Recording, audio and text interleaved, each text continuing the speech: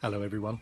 I hope the sun is shining on you today. It certainly is for me on this Sunday afternoon, and the apple blossom behind me has been one of the treats that I've been enjoying in my garden over the last few weeks, and I hope that you're able to find something joyful as well.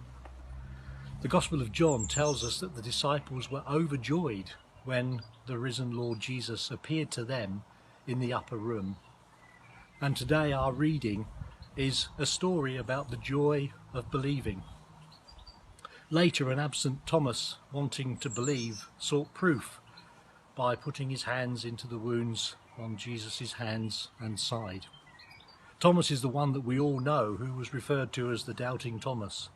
Yet if this story tells us anything, it's that resurrection is not easy to believe. All the other disciples found it just as difficult.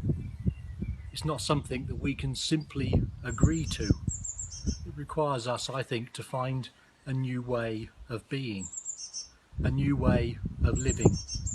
For me, if we're not wrestling to understand what place resurrection has in our lives, then perhaps it's still not real for us.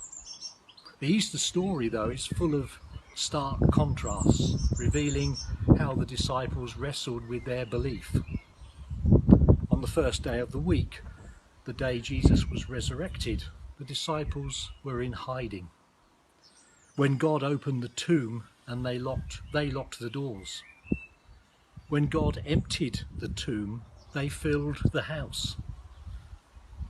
Jesus appeared to them in their locked room. He spoke to them. He breathed life into them.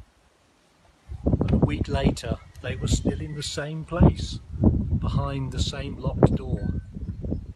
Not much had changed. So despite how we've labelled Thomas as doubting, he isn't really. He's struggling just as we are with how to believe and what to believe in. He wants to see and touch for one reason only, so that he might believe. And I think there's something faithful and authentic about that. It's a struggle that most of us will know.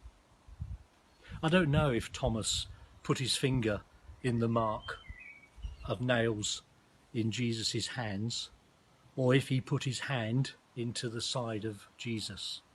St. John doesn't tell us, and probably for good reason. After all, it doesn't really matter what Thomas did. That's not the issue.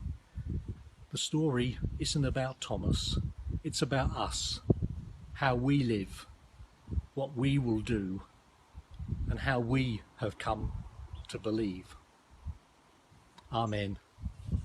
Go well and enjoy your day.